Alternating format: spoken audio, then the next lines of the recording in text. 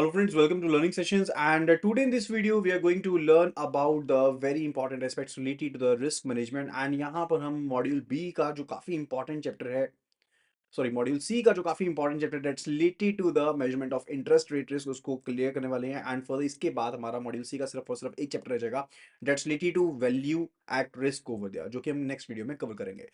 सो जल्दी से जल्दी ऑडियो वीडियो क्वालिटी को कंफर्म कर दीजिए and if you have been watching our videos for a while and अगर आपको हमारी वीडियोस पसंद आ रही है तो फटाफट से वीडियोस को लाइक कर दीजिए एंड शेयर कर दीजिए अपने फ्रेंड्स एंड कलीग्स के साथ जो भी यहाँ पर जेआईबी सीआईबी या फिर सर्टिफिकेशन कोर्सेज की प्रिपरेशन कर रहे हैं। And if you want to get the free PDF of this session particularly आपको रिस्क मैनेजमेंट पीडीएफ लिख करके व्हाट्सएप कर देना to the number 8360944207 and we will be sharing the PDF link with you. So let's start the session over here. It's related to measurement of the interest rate risk. तो सबसे पहले बात जो हम यहाँ पर करने वाले दैट्स रिलेटेड टू सेंसिटिविटी।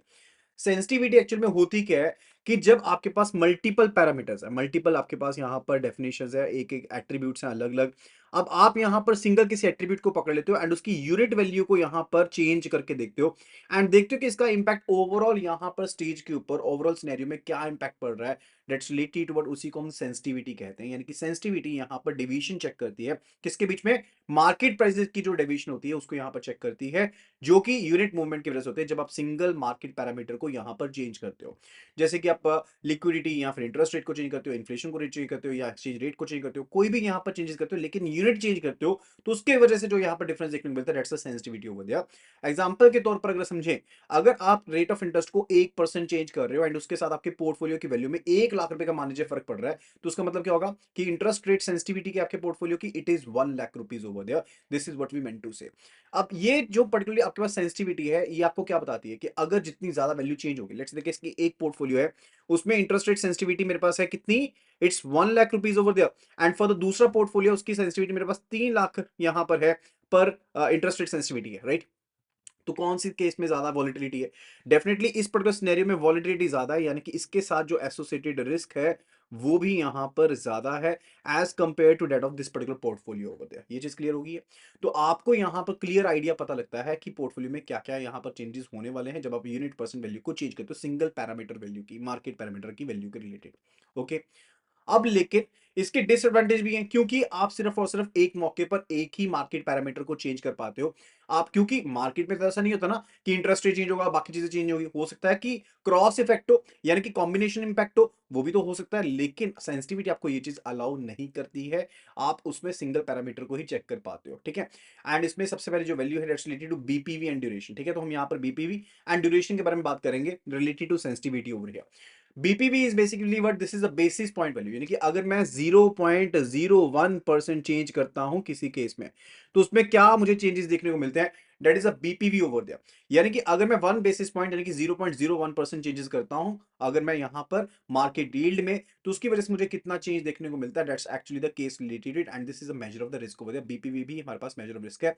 अगर किसी बॉन्ड का बीपीवी यानी कि बेसिस पॉइंट वैल्यू ज्यादा है उसका मतलब क्या है, जैसे मान लीजिए एक बीपीवी है एक बॉन्ड का डेट इज 5 एंड एक का बीपीवी जो है डेट इज 15, तो डेफिनेटली किसके केस में ज्यादा चेंज हो रहा है, इसके केस में ज्यादा चेंजेस हो रहे हैं। अब इसके केस में रिस्क भी ज्यादा होगा क्योंकि जितनी ज्यादा वॉलिटिलिटी होगी उतना ज्यादा जो रिस्क एसोसिएटेड है वो भी यहां पर ज्यादा होने वाला है। एग्जांपल के तौर पर समझेगा, आपके पास 5 इयर्स का 6% सेमी एनुअल बॉन्ड है जिसमें आपको 6% सेमी एनुअल यहां पर इंटरेस्ट मिल रहा है। मार्केट यील्ड यानी कि आरओआर आपको दिया गया 8% का। मार्केट आपके पास प्रेजेंट प्राइस दिया गया कितना, आपके पास दिया गया 92 रुपीज का। अब यहां पर ये प्राइस जो है 92.10 हो जाता है अगर आपके पास यील्ड जो है वो 7.95% होती है। यानी कि अगर 5 बेसिस पॉइंट कम हो जाती है आपके पास यील्ड तो उसके केस में आपके पास जो पर्टिकुलर प्राइस है बॉन्ड का वो आपके पास क्या बढ़ जाता है, बढ़ जाता है, क्योंकि हमें पता है कि यहाँ पर जो रिलेशनशिप होता है bond price and interest rate वो इनवर्स रिलेशनशिप होता है। तो आप अगर इंटरेस्ट रेट को कम करेंगे तो प्राइस तो बढ़ेगा ही, ठीक है। तो उस सिनेरियो के हिसाब से तो बिल्कुल ठीक है, लेकिन कितना हो रहा है आपका 5 बेसिस पॉइंट, क्योंकि एक बेसिस पॉइंट में कितना होता है 0.01% होता है। तो यहां पर 5 बेसिस पॉइंट यानी कि 8% से 7.95% हुआ ना, तो 5 बेसिस पॉइंट के ऊपर 10 पैसे का फर्क पड़ रहा है। यानी कि एक बेसिस पॉइंट के ऊपर मेरे पास कितना इंपैक्ट पड़ेगा, 2 पैसे का फर्क पड़ेगा, 2 पैसे का गेन हुआ है। यानी कि अगर 1 करोड़ की फेस वैल्यू मेरे पास है यहाँ पर बॉन्ड की, यानी कि मैंने 1 करोड़ पे अगर इन्वेस्ट कर रखा है इन बॉन्ड्स में तो मुझे 2,000 रुपए का इंपैक्ट पड़ जाएगा 0.01% चेंज होने के मुताबिक, right. That is the BPV over there. अब बीपीवी जो है वो यहां पर आपकी रिमेनिंग मैच्योरिटी के साथ चेंज होता है, यानी कि अगर सेम केस में, ऊपर वाले बॉन्ड के केस में हमने मैच्योरिटी ली पहले 5 साल की, अगर हम यहां पर कहते हैं तो बीपीवी 2000, लेकिन लेट्स से द केस कि जब आपके पास मैच्योरिटी ये कम होने लग जाएगी, यानी कि जो रेजिडुअल मैच्योरिटी है जैसे वो कम होने लग जाएगी, उसकी वजह से आपका बीपीवी भी कम होना शुरू हो जाएगा, एंड अल्टीमेटली मैच्योरिटी के टाइम पर आपका जो बीपीवी होगा वो यहां पर जीरो हो जाएगा, राइट। अब यहां पर हैजिंग यूजेस कैसे करते हैं, अब यानी कि सेफगार्ड कैसे करते हैं हम यहां पर बीपीवी मेथड का इस्तेमाल करते हुए, यानी कि बेसिस पॉइंट वैल्यू का इस्तेमाल करते हुए।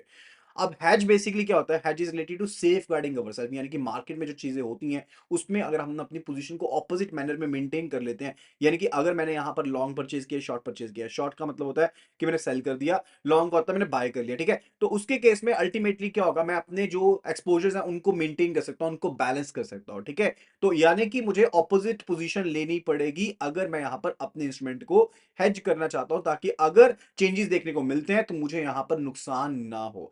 सो if we are basically long on 10 year bond, यानी कि 10 साल का बॉन्ड मैंने परचेज कर रखा है, तो हम यहां पर सिमिलर 10 ईयर बॉन्ड को शॉर्ट भी कर सकते हैं, ताकि इसमें जो चेंजेस होंगे, अनवांटेड चेंजेस होंगे, उनके अगेंस्ट यहां पर मैं यहां पर चेंजेस ले पाऊं। कहने का मतलब क्या है, लेट्स से केस कि मैंने यहां पर 10 साल का एक बॉन्ड परचेज किया, अब यहां पर इंटरेस्ट रेट मुझे 8% का मिल रहा था, अब इस पर्टिकुलर सिनेरियो में मैंने एक शॉर्ट सेल कर दिया, यहां पर 10 साल का ही लिमिटेड बॉन्ड मैंने शॉर्ट सेल कर दिया। अब लेट्स से केस कि अगर यहां पर मेरे पास बेसिस पॉइंट वैल्यू चेंजेस हुए, बेसिस पॉइंट वैल्यू चेंजेस हुए, तो अगर इस बॉन्ड में भी वो चेंजेस होंगे, तो जितना प्राइस यहां पर कम होगा उतना वैल्यू मेरे पास यहां पर बड़ी हुई मिल जाएगी, यानी कि अल्टीमेटली मेरी जो इनकम है रेगुलरिटी, उसमें यहां पर स्टेबिलिटी मेरे पास बन जाएगी, right. That is a case related to it. And further अब इंटेंशन क्या रहती है हैजिंग की, कि हमने यहां पर कैश फ्लोज को मैच करना है, ताकि मुझे यहां पर जो सिनेरियोस चेंज हो रहे हैं सिर्फ उनके वजह से जो एडवर्स मूवमेंट होने रही थी उसका क्या, उसका इंपैक्ट ना पड़े। But definitely when you are trying to hedging yourself, आप कुछ ना कुछ प्रॉफिटेबिलिटी का जो पार्ट होता है उसको भी लूज कर देते हैं, right. You need to keep that particular thing in mind over there. अभी हम हेज रेशियो के बारे में बात करते हैं, that's related to PVP P and for the PVP H over there. PVP basically किससे रिलेटेड है, this is related to basis point value of the primary bond. जो आपके पास प्राइमरी बॉन्ड है उसकी जो बेसिस पॉइंट वैल्यू था उसके रिलेटेड है। एंड फर्दर यानी कि जिसको आपने परचेज करा था, इस केस में अगर मैंने लॉन्ग अपनी ली थी, लॉन्ग एक्सपोजर लिया था, उसके केस में जो 10 साल का मैंने बॉन्ड परचेज किया था वो मेरा प्राइमरी बॉन्ड था। एंड हैजिंग के लिए जो शॉर्ट सेल किया वो मेरा क्या था, हैजिंग इंस्ट्रूमेंट था, ठीक है। तो उसका पीवीपी क्या है, and further basis point value आपके पास हैजिंग वाले की क्या है, उसके हिसाब से आप यहां पर क्या कर लेंगे, you will be looking into it and that will be the funda related to it. I hope आपको यहां पर ये पॉइंट्स क्लियर हो गए। तो ये आपके पास क्या रहते हैं, this is a hedging ratio over there और hedge ratio over there, okay. अभी एडवांटेजेस देखते हैं। अब बीपीवी यानी कि आपके पास बेसिस पॉइंट वैल्यू को कैलकुलेट करना काफी ज्यादा आसान होता है, इसको समझना काफी ज्यादा आसान है, एंड फॉर द डीलर्स इसको एक्सेप्टेंस भी देते हैं। आप इस अप्रोच को, जो डिफरेंट आपके पास फाइनेंशियल इंस्ट्रूमेंट्स हैं जहां पर आपको जो कैश फ्लोज है वो डेफिनेट आपको पता है ऑलरेडी, वहां पर इसको इस्तेमाल कर सकते हो। यानी कि बीपीवी का इस्तेमाल जो मनी मार्केट प्रोडक्ट्स के ऊपर एंड स्वैप्स के ऊपर हम कर सकते हैं, एंड फर्दर हम मल्टीपल ट्रांजेक्शन्स को अमलगमेट करते हैं उसके ऊपर भी इसका इस्तेमाल कर सकते हैं, यानी कि पोर्टफोलियो का बीपीवी भी हम कैलकुलेट कर सकते हैं। एंड फर्दर इसी तरह से हम यहां पर अगर देखें तो हैज रेशियो को कैलकुलेट करना काफी ज्यादा आसान है, तो आप अप्रोक्सीमेट हैज रेशियो आसानी से कैलकुलेट कर सकते हो अगर आपको दो केसेस में यहां पर बीपीवी पता हो, okay. So these are the advantages related to it. अगर डिसएडवांटेज की बात करें तो बीपीवी जो है that's related to single parameter only, यानी कि सिर्फ आपको यील्ड की कर्व के हिसाब से ही चेंज देखने को मिलते हो। एंड फर्दर कई बार क्या होता है, इवन आपके मल्टीपल, अगर मल्टीपल आपके इंस्ट्रूमेंट एक जैसे भी है, जैसे मान लीजिए ट्रेजरी बिल भी है, तो ट्रेजरी बिल के केस में आपके पास 91 डे मैच्योरिटी है, 192 डेज मैच्योरिटी है, या फिर 364 डेज मैच्योरिटी है, तो उसके केस में यील्ड कर्व डिफरेंट होता है, the yield curve is basically different over there. तो बेसिकली ऐसा एक्चुअल में होता नहीं है, आप चाहे पैरेलल मूवमेंट लेकर चलते हो, जरूरी नहीं होता कि मूवमेंट आपकी हमेशा पैरेलल ही हो, वो बेसिकली कुछ ना कुछ और भी हो सकती है, ठीक है। एंड मोर ओवर आपके पास जो यील्ड कर्व होता है वो यहाँ पर डे टू डे बेसिस पर मूव भी कर सकता है, तो उसका भी इंपैक्ट आपके ऊपर पड़ सकता है। तो ये इसके डिसएडवांटेजेस हैं, right. So that's was related to BPV. अभी हम बात करने वाले रिलेटेड टू ड्यूरेशन। अभी हम यहाँ पर ड्यूरेशन के बारे में बात करने वाले हैं। सो मैकले ड्यूरेशन को पहली बार प्रपोज किया था फ्रेडरिक मैकले ने 1938 में। इन्होंने यहाँ पर ये कहा था कि अगर अगर आप ड्यूरेशन के टाइम पीरियड के लिए बॉन्ड को होल्ड कर लेते हो तो जो इंटरेस्ट रेट रिस्क आपका होता है वो आपका खत्म हो जाता है। एंड फर्दर इन्होंने बॉन्ड की प्राइस की सेंसिटिविटी के बारे में बताया था कि यील्ड चेंज की वजह से आपकी बॉन्ड की प्राइस की सेंसिटिविटी के ऊपर क्या इंपैक्ट पड़ता है। So more is the duration, more is the risk associated with the bond over there. Simple सा फंडा ये लेकर के चलेगा। एंड जो ड्यूरेशन की वैल्यू होती है वो हमेशा और हमेशा नेगेटिव में ही काउंट होती है, चाहे कैलकुलेशन के टाइम पर उसको पॉजिटिव में कैलकुलेट कर लेते हैं, लेकिन अदरवाइज वो नेगेटिव में ही हमेशा रहती है, ठीक है। एंड फर्दर ये एवरेज टाइम होता है जो बॉन्ड होल्डर को कम से कम अपने पास रखना पड़ेगा जब उसको यहां पर प्रेजेंट वैल्यूज के कैश फ्लोज की रिसीव हो जाएगी, that is related to what, that is related to the duration over there. यानी कि जो मैंने प्रेजेंट वैल्यू बॉन्ड की आज की डेट में कैलकुलेट करी, उसके बाद अगर बॉन्ड को मैं इतने टाइम पीरियड के लिए रखता हूं तो ये प्रेजेंट वैल्यू मेरे पास मिल जाएगी, that's related to that is the duration of the bond over there. हम बेसिकली इसमें एजम्पशन लेके चलते हैं कि जो भी पैसा हमारे पास आ रहा है उसको हम यहां पर मार्केट रेट के ऊपर इन्वेस्ट कर पा रहे हैं, जबकि एक्चुअल में ऐसा होता नहीं। तो ये सबसे बड़ा डिसएडवांटेज एजम्पशन का बन जाता है यहाँ पर इन the case of the duration over दिया।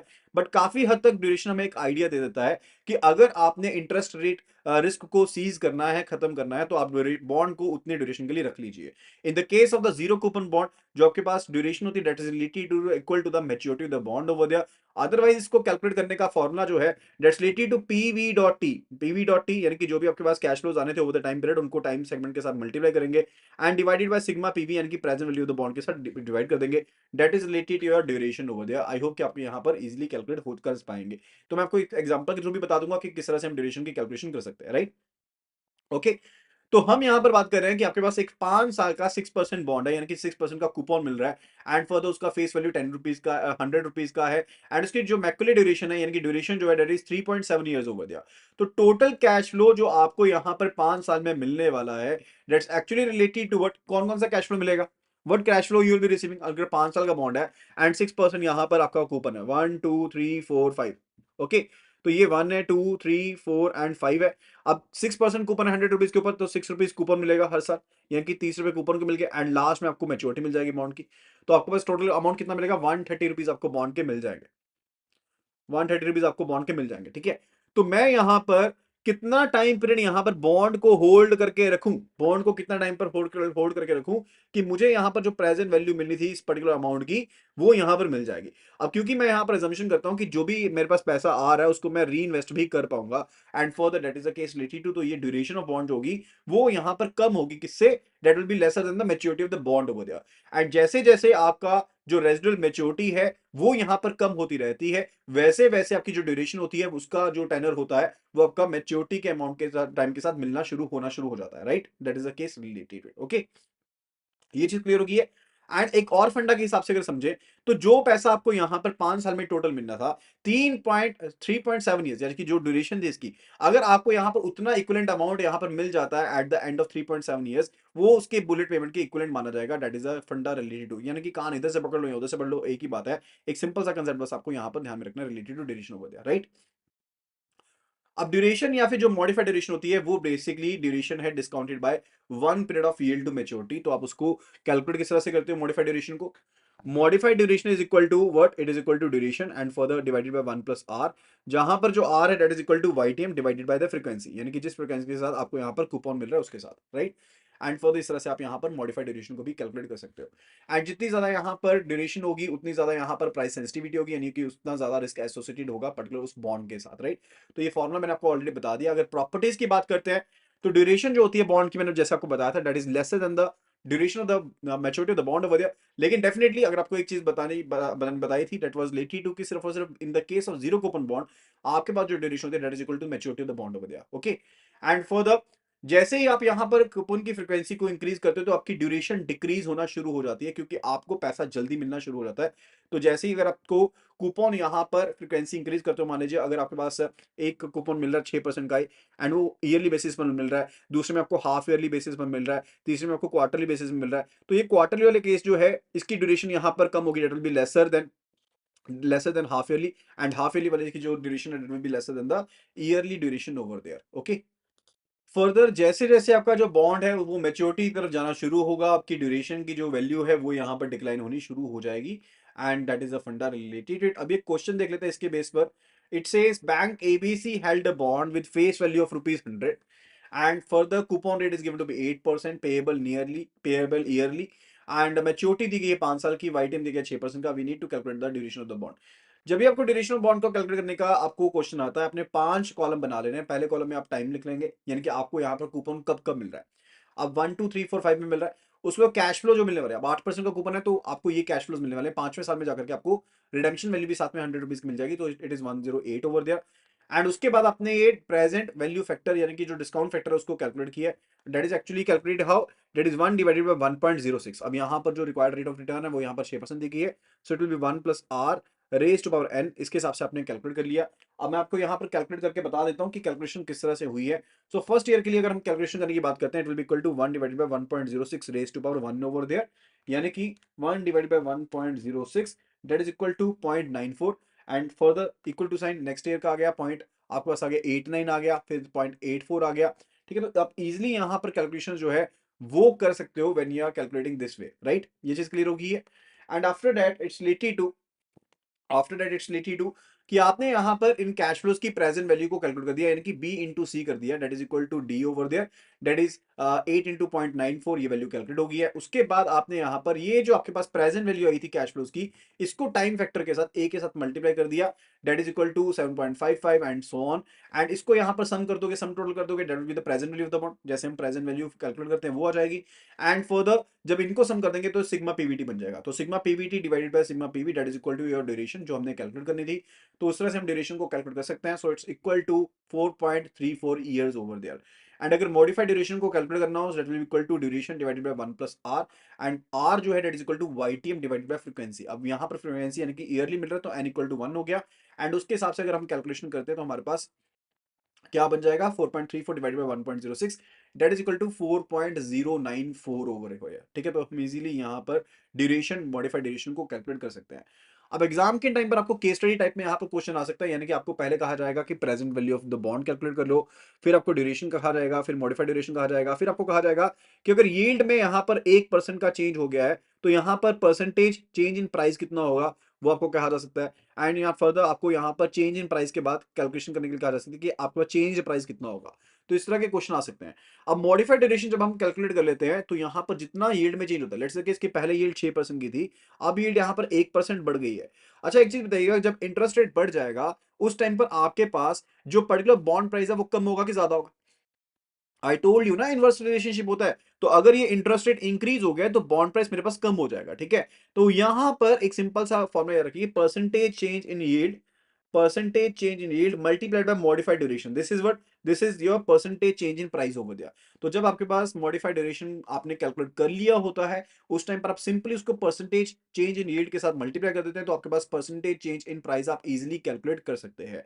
सो this way we can easily calculate it. तो हमारे पास यहाँ पर ये वैल्यू जो है हमने वो कैलकुलेट कर ली है, and that is the funda related it, आप इजीली इससे कैलकुलेट करते हुए क्वेश्चन को सॉल्व कर सकते हो। ठीक है, तो अगर मेरे पास यहाँ पर मॉडिफाइड ड्यूरेशन कितनी है, 4.094% है, 4.94 ईयर्स है। तो अगर मैं परसेंटेज चेंज यहां पर कहता हूं कि 1% चेंज हुआ तो 1% मल्टीप्लाइड बाय 4.094, यानी कि 1% चेंज होने पर मेरा बॉन्ड प्राइस में कितना परसेंट का डिफरेंस आएगा, 4.094% का यहां पर डिफरेंस आता है। That is the funda related. अब यहां पर इतना परसेंट चेंज हो गया, अगर मुझे कहा जाएगा कि प्राइस कितना बनेगा, सिंपली मेरे पास कितनी वैल्यू है अभी, आई am having the previous value of 108.42, 108.42 मेरे पास वैल्यू थी, माइनस अब यहां पर देखिए अगर मेरे पास इंटरेस्ट रेट इंक्रीज हो तो वैल्यू क्या होगी, कम होगी ना। सो मैं माइनस कर रहा हूं कितना, -4.094% ओवर दिया, तो ये वैल्यू मेरे पास रिड्यूस होकर कितनी रह जाएगी, 103.98 रह जाएगी अप्रोक्सीमेटली, राइट? तो इस तरह से इजीली हम क्वेश्चंस को सॉल्व कर सकते हैं related to this. I hope कि आपको यहां पर ये पॉइंट क्लियर हो गए होंगे। Further it's related to price volatility characteristics. तो प्राइस वॉलिटिलिटी करेक्टरिस्टिक्स हमारे पास क्या है, let's have a look at it.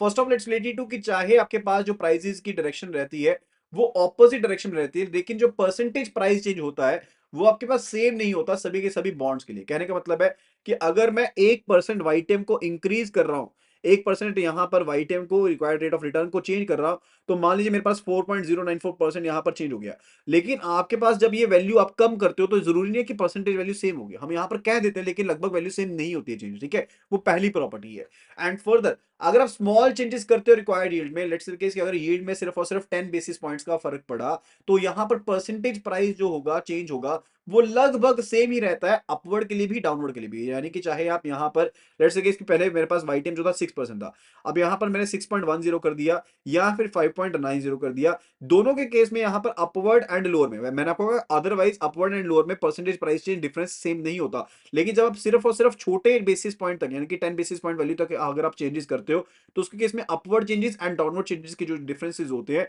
वो लगभग सेम अमाउंट के आपके पास होते हैं। एंड फर्दर अगर आपके पास लार्जर चेंजेस होते हैं यील्ड में उसके केस में आपके पास जो अपर वैल्यू चेंज हो रही है एंड लोअर वैल्यू चेंज हो रही है वो यहां पर सेम चेंज नहीं होती है। उसके केस में यहां पर वो वैल्यू डिफरेंट चेंज होती है। एंड लार्जर चेंज के लिए अगर आपके पास परसेंटेज प्राइस जब इंक्रीज करता है वो वैल्यू आपकी ज्यादा होती है यानी कि जब वैल्यू प्राइस की बढ़ेगी वो वैल्यू ज्यादा होगी rather than decrease in value होता है यानी कि डिक्रीज यहां पर कम होता है इंक्रीज वाली वैल्यू ज्यादा होती है। काइंडली ये फैक्टर को ध्यान रखेंगे इसके बेस पर सीधे सीधे क्वेश्चन बन जाते हैं आपको थ्योरी के बेस पर क्वेश्चन बन जाते हैं प्रॉपर्टी के बेस पर राइट। तो सिंपल सी प्रॉपर्टीज है यानी कि कहने का मतलब है कि आपके चाहे प्राइजेस जो होते हैं वो ऑपोजिट डायरेक्शन में चेंज होता है लेकिन परसेंटेज प्राइस यहां पर सेम नहीं होता। अगर आप कम वैल्यू के प्राइस के डिफरेंस करते हो तो उसके केस में प्राइसेस का डिफरेंस ऑलमोस्ट सेम रहता है। लेकिन आप अगर ज्यादा वैल्यू को चेंज करते हो तो उसके केस में प्राइसेस का डिफरेंस डेफिनेटली डिफरेंट रहेगा। एंड ज्यादा का जब डिफरेंस रहता है तो इंक्रीज वाला ज्यादा होता है रेदर देन द डिक्रीज वाले की वैल्यू से। ये चार प्रॉपर्टीज हमने यहां पर याद रखनी है अपने माइंड में इनको रखना है आपने राइट। अच्छा उसके बाद हम बात करते हैं related to convexity. Now what is actually the convexity over here. तो कन्वेक्सिटी की बात करने से पहले मैं आपको एक चीज बताता हूँ कि जब मैंने ड्यूरेशन के बारे में आपको बताया तो ड्यूरेशन इज बेसिकली जितनी ज्यादा ड्यूरेशन होगी उतना ज्यादा रिस्क होगा। ओके अब एक चीज लेकर के चलिए कि कन्वेक्सिटी जो होती है that actually rate of change of duration with the yield over there यानी कि जैसे जैसे आपकी यील्ड चेंज होगी इफ द यील्ड चेंजेस तो उसके साथ साथ आपकी जो ड्यूरेशन है वो भी यहाँ पर चेंज होती है राइट। ये चीज क्लियर होगी है। एंड फर्दर अगर आपके पास यहाँ पर ये ग्राफ आप देख रहे हो ना यहाँ पर ध्यान से देखो यहाँ पे ध्यान से देखो कि इस पर्टिकुलर सिनेरियो में आपके पास क्या है कि जब आपके पास ड्यूरेशन आपके पास दी है that's given to be tangent line over there. तो आपको एक यहाँ पर एक टेंजेंट लाइन की केस में दी गई है यहाँ पर। अब आपके पास जो यील्ड चेंज होती है तो उसके केस में आपका जो बॉन्ड प्राइस चेंज होता है ना वो basically as a direct line change नहीं होता as a straight linear relationship change नहीं होता। वो यहाँ पर कुछ एक कर्वीलिनियर फॉर्म में होता है क्योंकि कन्वेक्स फॉर्म में कन्वेक्स जैसे हमारा ग्लास होता है ना उसकी फॉर्म में तो इसकी वजह से इसको नेम दिया गया किसका कन्वेक्सिटी का नेम यहाँ पर दिया गया। अब इसके पैरामीटर्स को यहाँ पर सबसे पहले समझने की कोशिश करते हैं क्योंकि नया सा कंसेप्ट है आप सबके लिए तो इसके पैरामीटर्स को सबसे पहले समझने की कोशिश करते हैं। जो आपके पास यहाँ पर शेप होती है इस कर्व की या फिर yield price to yield curve की बेसिकली इस केस में क्या होता है आपके पास वाई एक्सेस के ऊपर आपके पास प्राइस है एंड फर्दर एक्स एक्सेस में आपके पास यील्ड यहाँ पर दी गई है एंड फर्दर ये ऑप्शन फ्री जो आपके पास बॉन्ड है उसके रिलेटेड यहाँ पर आपको डाटा दिया गया है। यानी कि जहां पर आपके पास कोई भी कॉलेबल ऑप्शन या पुट ऑप्शन जो है एम्बेडेड ऑप्शन किसी भी तरह की अवेलेबल नहीं है बॉन्ड में उसके केस में आपको यहाँ पर ये बॉन्ड का ग्राफ यहाँ पर दिया गया है। टेंजेंट लाइन यहाँ पर ड्राफ्ट की गई है टू दिस पर्टिकुलर फैक्टर जहां पर वो टच कर रही है दिस पर्टिकुलर बॉन्ड को वो पी के यहाँ पर प्राइस है and y is the yield in that particular scenario over there। ठीक है ये चीज क्लियर होगी है। अब टेंजेंट लाइन यहाँ पर टच कर रही है एंड फर्दर एक चीज यहाँ पर आपको बता देता हूँ कि जो ड्यूरेशन होती है वो हमें क्या बताती है कि यहाँ पर अप्रोक्सीमेट परसेंटेज प्राइस चेंज क्या होगा अगर यील्ड चेंज होती है। वो हमें अप्रोक्सीमेट परसेंटेज चेंज प्राइस के बारे में बताती है लेकिन एग्जैक्ट यहां पर वो चीज हमें ट्रीटमेंट नहीं दे पाती है। तो हम मैथमेटिकली इस चीज को डेमोन्स्ट्रेट कर सकते हैं कि आपके पास यहां पर जो एस्टिमेटेड प्राइस होगा वो यहां पर पर्टिकुलरली इस टेंजेंट की लाइन के ऊपर फॉल करेगा whenever you are calculating it through the modified duration. ठीक है तो मैथमेटिकली हम उस चीज को क्या कर सकते हैं प्रूव कर सकते हैं। लेकिन जब आपके पास देखिए स्मॉल यील्ड चेंजेस होते हैं तब तो टेंजेंट लाइन आपकी डिपार्ट नहीं होती यानी कि आपके पास यहां पर जो ग्राफ दिया गया है तो आपकी टेंजेंट लाइन डिपार्ट नहीं होती ये आपका लगभग सेम सेम रहता है जब आप यहां पर स्मॉल चेंजेस करते हो। जैसे मैंने आपको बताया था कि अगर आप 10 बेसिस पॉइंट वैल्यू को चेंज करते हो यील्ड में तो आपके पास यहां पर इंक्रीज एंड डिक्रीज वाले फंडा बिल्कुल सेम रहता है उसमें कोई चेंजेस आपको देखने को नहीं मिलते हैं राइट। लेकिन जब आप बड़े चेंजेस करते हो उसके केस में आपको यहां पर गैप देखने को मिलेगा एंड वो कन्वेक्सिटी के थ्रू हम मैथमेटिकली उसको प्रूव कर सकते हैं कि वो वैल्यू कितनी यहां पर हमारे पास चेंज होगी राइट।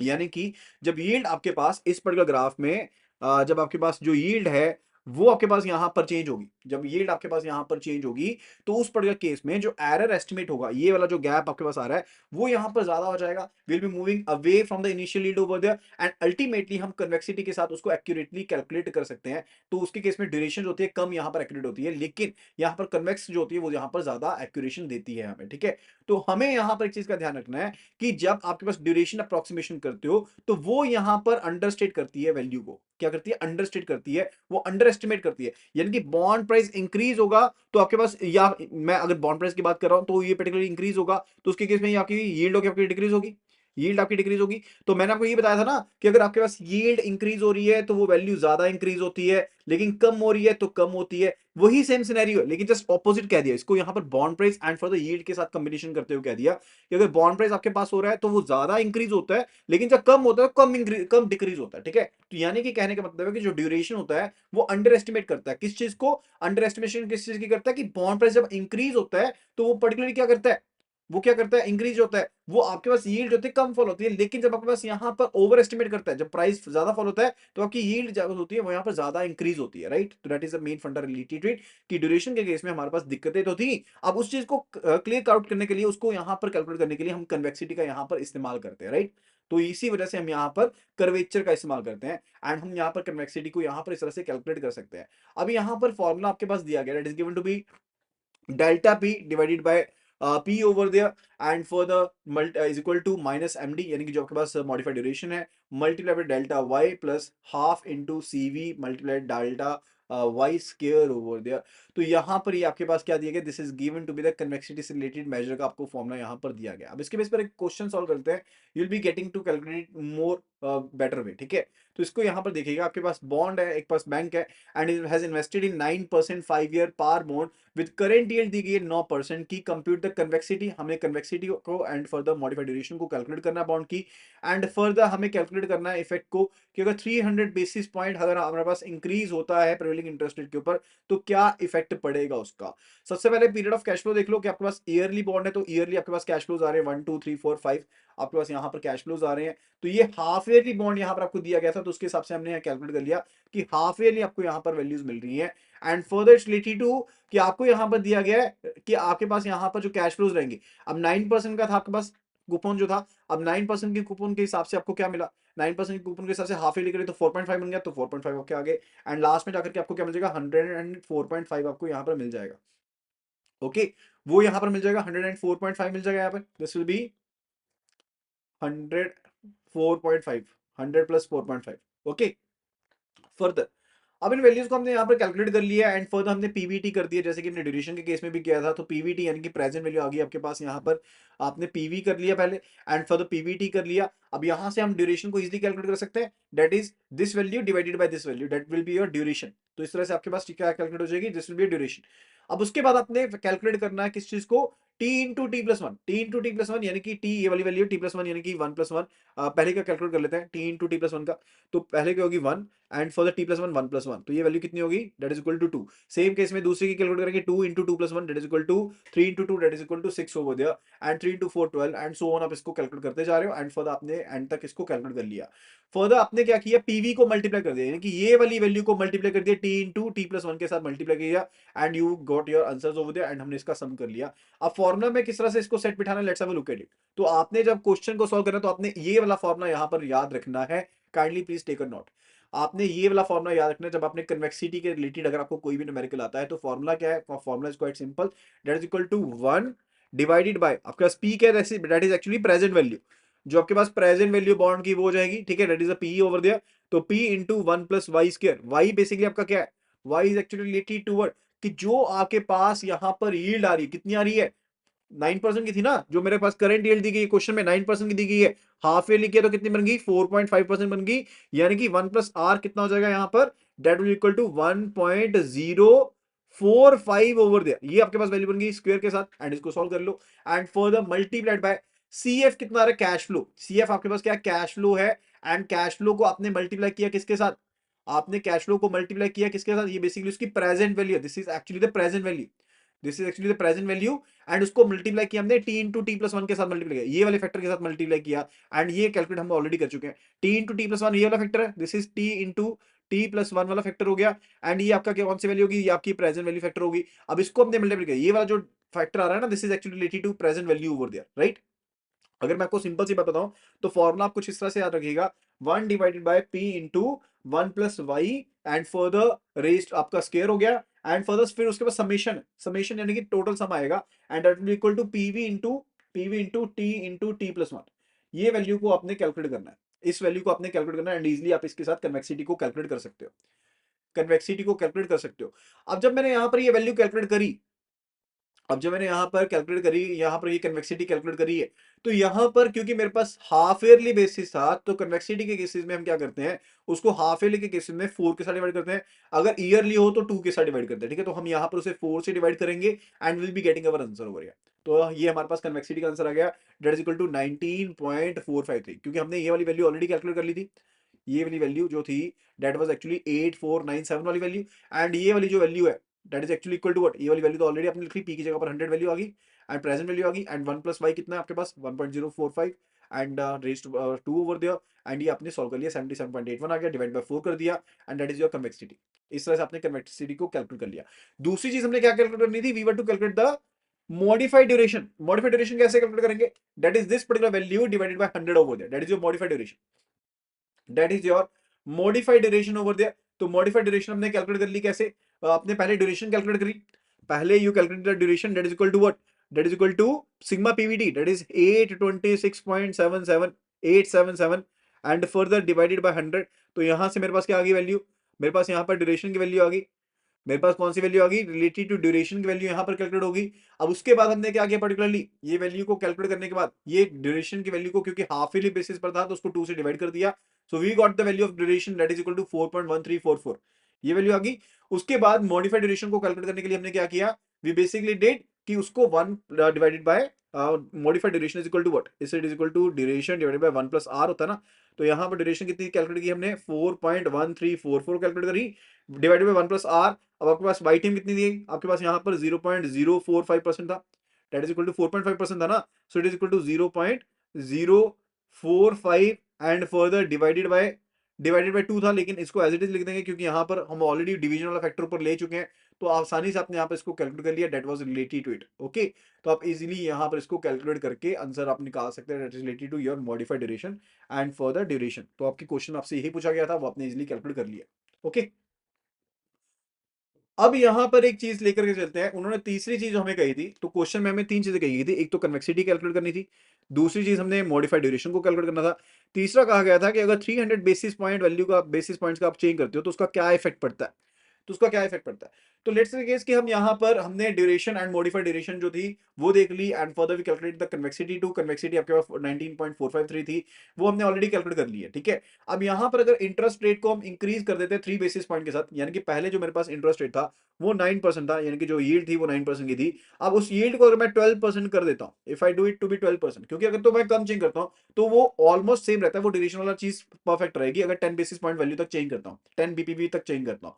लेकिन अगर मैं ज्यादा चेंजेस कर रहा हूँ वहां पर बीपीवी में, तो उसके केस में यहाँ पर मैंने आपको कहा था कि जो कन्वेक्सिटी होता है वो ज्यादा रियल पिक्चर आपको प्रोवाइड करता है, ठीक है। तो अगर मैं यहाँ पर बेसिस पॉइंट वैल्यू को 300 बेसिस पॉइंट के साथ चेंज कर रहा हूँ, यानी कि 9% से 12% कर दिया है, तो वहां पर पर्टिकुलरली जो बॉन्ड प्राइस है, the bond price will come down by, but मैंने आपको बताया था ना मॉडिफाइड ड्यूरेशन को अगर आप परसेंटेज चेंज के साथ कैलकुलेट कर देते हो तो आपको पता लग जाएगा कितना चेंज आएगा, so that will be equal to what, 3.9563। यहां पर सिंपल कैलकुलेटर पर देखिएगा, 3.9563 multiply by 3, that is equal to what, 11.867, ठीक है। तो आपके पास यहाँ पर लगभग 11.87 परसेंटेज का इम्पैक्ट पड़ जाएगा, डिफरेंट वैल्यू आपकी चेंज हो जाएगी, यानी कि आपकी 100 वाली वैल्यू जो है वो 88.13 रह जाएगी as per the modified duration method, जो मॉडिफाइड ड्यूरेशन मेथड के हिसाब से हमने कैलकुलेट किया। लेकिन जो एक्चुअल फॉल होगा वो एक्चुअल में क्या होगा, ज्यादा होएगा, actual fall will be more over there, यानी कि आपके पास सॉरी आपके एक्चुअल फॉल जो होगा वो यहाँ पर कम होगा, क्योंकि यहाँ पर मैंने आपको बताया था जब इंक्रीज होती है वैल्यू वो यहाँ पर ओवर एस्टिमेटेड होती है, कम होती है जो वैल्यू वो यहाँ पर लेस एस्टिमेटेड होती है। तो यहाँ पर ये आपका सबसे बड़ा फॉल था related to the modified duration price discovery calculation जब आप करते हो उसके केस में, राइट। तो वही चीज यहाँ पर जब आप कैलकुलेट करके देखते हो, एक्चुअल वैल्यू को कैलकुलेट करके देखोगे, तो आपके पास वैल्यू जो डिफरेंस होगा वो यहाँ पर कम होगा, ठीक है। So that is related to over estimation यहाँ पर किया गया है ड्रॉप के केस में, ओवर एस्टिमेशन करता है modified duration in the case of drop over, यानी कि ड्रॉप के केस में ओवर एस्टिमेशन करता है, एंड फर्दर यहाँ पर जब आपके पास इंक्रीज करता है यानी कि प्राइस को इंक्रीज करता है उसके केस में कम एस्टिमेशन यहाँ पर करता है, राइट। तो लास्ट पॉइंट यहां पर फिर से आपको मैं क्लियर कर देता हूं, सिंपल सा फैक्टर है, कंफ्यूजन ना हो तो आपको बता देता हूं कि मॉडिफाइड ड्यूरेशन के केस में अगर हम यहां पर प्राइजेस को इंक्रीज कर देते हैं तो इसकी जो ओवर एस्टिमेशन होती है वो इसको अंडर एस्टिमेट करता है, it under estimates it and further अगर मॉडिफाइड ड्यूरेशन में प्राइस आपके पास कम होता है तो उसके केस में इसको ओवर एस्टिमेट करता है, इसको ओवर एस्टिमेट करता है in case of drop pricing over there, okay. That's a fundamental related. Further it's related to positive convexity and the negative convexity. तो कन्वेक्सिटी जो होती है क्योंकि पॉजिटिव भी होती है एंड वो नेगेटिव भी होती है। एंड फर्दर जब हम प्लेन वनीला बॉन्ड्स की बात करते हैं यानी कि नॉर्मल बॉन्ड्स की बात करते हैं जिसमें कोई भी एम्बेडेड ऑप्शन अवेलेबल नहीं है, तो उसमें पॉजिटिव कन्वेक्सिटी आपको देखने को मिलती है। यानी कि जब आपके पास इंटरेस्ट रेट डिक्रीज होता है, जब आपके पास इंटरेस्ट रेट जो है वो आपके पास यहां पर डिक्रीज होता है, तो जो आपका प्राइस ऑफ द बॉन्ड है, जो आपका प्राइस ऑफ द बॉन्ड है वो यहां पर इंक्रीजिंग रेट के ऊपर यहां पर इंक्रीज होगा। यानी कि कहने का मतलब जब आपके पास इंटरेस्ट रेट यहां पर डिक्रीज हुआ, तो आपके पास जो प्राइस है वो इंक्रीजिंग रेट के ऊपर यहां पर आपके पास क्या हो जाएगा, इंक्रीज हो जाएगा। लेकिन जब आपके पास यहां पर रेट जो होता है इंक्रीज होता है, जब आपके पास इंटरेस्ट यहां पर इंक्रीज हुआ, तो पर्टिकुलरली डिक्लाइनिंग रेट के ऊपर प्राइस जो है वो यहाँ पर आपके पास इंक्रीज होगा, इंक्रीज तो होगा लेकिन कम के ऊपर यहाँ पर कम होगा। यानी कि यहाँ पर इंपैक्ट जो होता है वो ज्यादा होता है। यानी कि ये वाली वैल्यू को एरो एरो वैल्यू को देखो, ये एरो यहाँ पर स्मॉल है, ये एरो बड़ा है, ठीक है। जब इसके इसमें पर्टिकुलर करते हैं तो ये वाला एरो बड़ा है एंड ये वाला एरो स्मॉल है, तो that is actually to positive convexity. तो पॉजिटिव कन्वेक्सिटी के केस में जो आपके पास यहाँ पर इंटरेस्ट अगर कम हो रहा है तो आपके पास प्राइस ज्यादा बढ़ता है, एंड फॉर द इंटरेस्ट ज्यादा हो रहा है तो प्राइस आपके पास कम बढ़ता है। That is the fundamentally to positive convexity over there, right. तो ये जो आपके पास पॉजिटिव कन्वेक्सिटी होती है, this is normally associated with the upward sloping yield, तो ये आपके पास अपवर्ड स्लोपिंग के साथ यहाँ पर एसोसिएटेड होती है। जब हम नेगेटिव कॉम्प्लेक्सिटी की बात करते कन्वेक्सिटी की बात करते हैं, उस पर्टिकुलर सिनेरियो में क्या होता है, यानी कि आपके पास रेजिंग इंटरेस्ट के केस में, इन्वायरमेंट के केस में जो आपके पास प्राइस है वो यहाँ पर आपके पास क्या होता है, ज्यादा डिक्रीज होता है। प्राइस आपको होता है आपके ज्यादा डिक्रीज होता है प्राइसेस में, एंड यानी कि इससे ऑपोजिट केस। तो एक केस को याद रख लो, दूसरा केस अपने आप याद हो जाएगा। तो पॉजिटिव के केस में याद रख लो कि अगर आपके पास इंटरेस्ट कम हो रहा है तो प्राइस ज्यादा बढ़ता है, प्राइस ज्यादा बढ़ता है, एंड इंटरेस्ट बढ़ रहा है, ज्यादा बढ़ रहा है तो प्राइस कम डिक्रीज होता है। That is a fundamentality. तो इसके साथ आपको यहाँ पर नेगेटिव कन्वेक्सिटी भी आपको यहाँ पर याद हो जाएगी, ओके। एंड एक सिंपल चीज बताता हूँ कि इसके एग्जांपल क्या है। कॉलेबल के केस में आपके पास नेगेटिव रहती है, प्लेन वनीला के केस में आपके पास पॉजिटिव कन्वेक्सिटी रहती है। एंड इन्वेस्टमेंट आपका अगर आप देखते हैं, अगर हम इन्वेस्टमेंट के कॉन्टेक्स्ट में अगर आप चेक करते हो, तो डेफिनेटली विल बी चूजिंग, तो अगर आप काफी ज्यादा पॉजिटिव अगर कन्वेक्स सिक्योरिटी को सिलेक्ट कर लेते हो तो डेफिनेटली वो यहाँ पर लॉन्ग वॉलेटिलिटी में माना जाएगा। एंड फर्दर अगर आप यहाँ पर नेगेटिवली कन्वेक्स सिक्योरिटी को चूज करते हो तो उसे शॉर्ट वॉलेटिलिटी में कंसीडर किया जाएगा, right. That is fundamentality to the convexity over there. I hope कि आपको यहाँ पर ये पॉइंट क्लियर हो गया होगा। एंड जो एसेट लायबिलिटी मैनेजर्स होते हैं, यानी कि जो एएलएम मैनेजर्स होते हैं, वो पर्टिकुलर क्या करते हैं, एसेट लायबिलिटी के बीच में जो मिसमैच होता है ना, उन्होंने उस चीज को मैनेज करना होता है, राइट। एंड फर्दर वो यहाँ पर हेज करना चाहते हैं इस गैप को, this is actually related to gap और मिसमैच ओवर देयर, इसको वो हेज करना चाहते हैं, सेफगार्ड करना चाहते हैं। तो वो यहाँ पर ड्यूरेशन से एंड फर्दर जो पर्टिकुलरली कन्वेक्सिटी से होते हैं दोनों से यहाँ पर हेज करना चाहते हैं। मेन चीज ये नहीं है कि सिर्फ ड्यूरेशन से हेज करना उनको, यानी कि ड्यूरेशन तो एक रिस्क है ही है, साथ के साथ कन्वेक्सिटी के साथ भी हमें क्या करना है, हेजिंग करनी है। तो ये फंडा यहाँ पर रहता है कि आपको यहाँ पर कन्वेक्सिटी से भी यहाँ पर अपने आप को सेफगार्ड करना है, साथ के साथ आपको यहाँ पर ड्यूरेशन से भी अपने आप को सेफगार्ड करना होता है, राइट। ये चीज क्लियर होगी है। अब उसके बाद बात आती है related to effective duration and the effective convexity over there. अब इफेक्टिव ड्यूरेशन इफेक्टिव कन्वेक्सिटी क्या होती है, that is actually related to calculate the price sensitivity, जिसके साथ आप यहां पर प्राइस सेंसिटिविटी को एक्यूरेट मैनर में कैलकुलेट कर पाएंगे, खास करके उन केसेस में जब आपके पास एम्बेडेड ऑप्शन अवेलेबल हो in the case of the bond over there, okay. तो मैंने आपको बताया कि जो आपके पास मॉडिफाइड ड्यूरेशन होता है वो यहाँ पर आपके पास एम्बेडेड ऑप्शन जिन केसेस में होती है बॉन्ड में, वहां पर आप सेंसिटिविटी को कैलकुलेट करने में आपको ज्यादा हेल्प आउट नहीं करता है। तो वहां पर आप इफेक्टिव ड्यूरेशन का एंड इफेक्टिव जो कन्वेक्सिटी होती है उसका इस्तेमाल करते हो, ठीक है।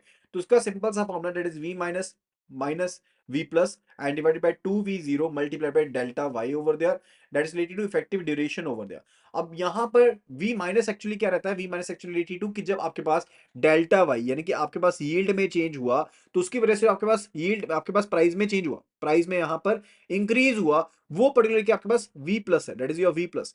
एंड जब आपके पास डेल्टा वाई में चेंज हुआ एंड अगर उसके पास यानी कि मान लीजिए पहले यील्ड यहाँ पर 6.30 थी, अब ये यहाँ पर यील्ड जो है वो यहाँ पर बढ़ गया 6.40 हो गई है, उसके केस में जो प्राइस में चेंज हुआ है that's related to v minus, वो यहाँ पर क्या रहेगा, v माइनस रहेगा, दैट्स रिलेटेड टू व्हाट, वो v माइनस हो गया। एंड फॉर द v0 क्या है, जो आपके पास यहाँ पर इनिशियल प्राइस है, जो आपके पास इनिशियल प्राइस है पहले, यानी कि जो पहले आपके पास पार वैल्यू थी, फेस वैल्यू थी, वो आपके पास v0 है, उसके साथ आप कैलकुलेट कर सकते हो। तो इफेक्टिव ड्यूरेशन क्या है, v minus minus v plus divided by 2v0 multiply by delta Y over there. तो डेल्टा वाई आपके पास change in market interest rate है, यानी कि चेंज इन यील्ड है, जिसके ऊपर आप यहाँ पर इंटरेस्ट के कम होने को कहते हैं। अगर आपके पास प्राइस वैल्यू कम होती है तो उसको v माइनस कहते हैं, प्राइस वैल्यू बढ़ जाती है तो उसको v प्लस कहते हैं।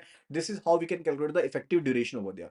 क्यों कैलकुलेट करते हैं, क्योंकि in case of embedded option आपके पास यहाँ पर कैलकुलेशन ड्यूरेशन जो होती है सेंसिटिविटी से related by the modified duration वो एक्यूरेटली प्रेजेंट नहीं होती है, तो आप यहाँ पर इफेक्टिव ड्यूरेशन का इस्तेमाल करते हो। सेम वे में आपके पास इफेक्टिव कन्वेक्सिटी में भी आप इसका एम्बेडेड ऑप्शन के केस में इस्तेमाल करते हो। दैट्स रिलेटेड टू आपके पास जो इफेक्टिव कन्वेक्सिटी है उसके केस में क्या है, that is actually related to जो आपके पास वी प्लस है plus V minus minus two V zero and divided by two V zero multiplied by delta Y square over there. तो इस तरह से आप यहां पर इफेक्टिव कन्वेक्सिटी को भी कैलकुलेट कर सकते हो, राइट?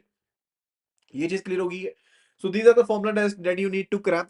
आप इन फॉर्मुलास को पर्टिकुलरली कहीं ना कहीं लिख के रख सकते हो ताकि आप इनको बाद में फटाफट से रिवाइज कर लो एग्जाम टाइम पर, क्योंकि आपको अदरवाइज काफी ज्यादा डिफिकल्टी रहेगी। If you say I can provide you the cheat sheet related to the same too, मैं आपको यहाँ पर प्रोवाइड भी करवा दूंगा, आप फटाफट से कमेंट कर दीजिए। Okay, further related to bond portfolio management over there. Bond portfolio management क्या होती है? अब देखिए, बॉन्ड बैंक की जो लाइबिलिटीज होती हैं, बैंक की जो लाइबिलिटीज होती हैं वो पर्टिकुलर होती है कस्टमर्स के लिए। कस्टमर्स का जो डिपॉजिट होता है वो वापस करना उनको, वो उनकी लाइबिलिटी, यानी ये शॉर्ट ड्यूरेशन होता है, ज्यादा लंबी ड्यूरेशन नहीं होती है, ठीक है।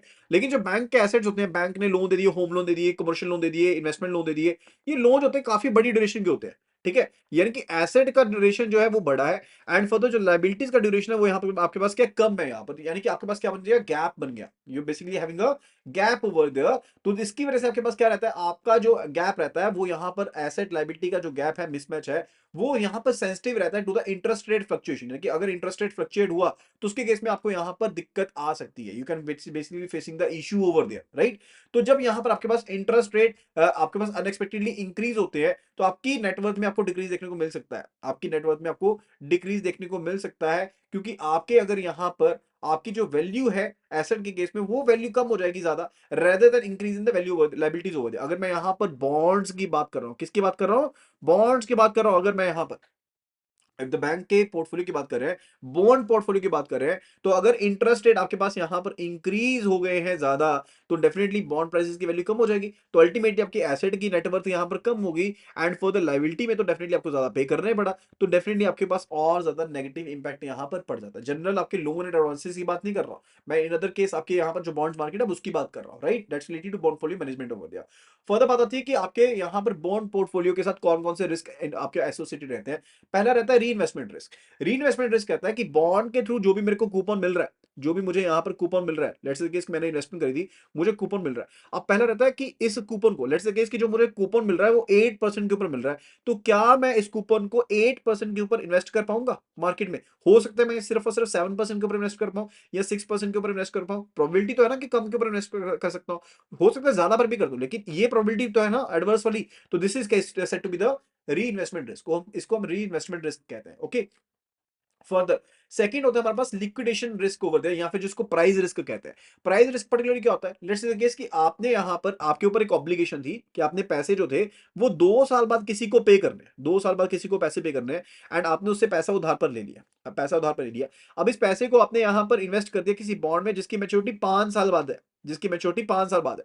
अब अगर आपको यहां पर 2 साल के बाद पैसे वापस लेने आ जाता है आपसे, तो आपके पास क्या ऑप्शन है कि आप इसको लिक्विडेट कर पाओगे मार्केट में, कितने प्राइस के ऊपर लिक्विडेट कर पाओगे? हो सकता है कि मैंने यहाँ पर 100 रुपीज यहाँ पर बोरो किए पर्सन से, जो 2 साल बाद उसको वापस करने हैं, 110 रुपए वापस करने हैं, एंड फर्दर यहाँ पर 5 साल का यहाँ मैंने इन्वेस्टमेंट कर दी, जब 2 साल के बाद पैसे लेने जाओ तो मुझे सिर्फ 90 रुपीज ही मिले, ऐसा हो सकता है ना? तो definitely that is related to what, that is related to the liquidation risk जो कि यहाँ पर अवेलेबल रहता है, राइट?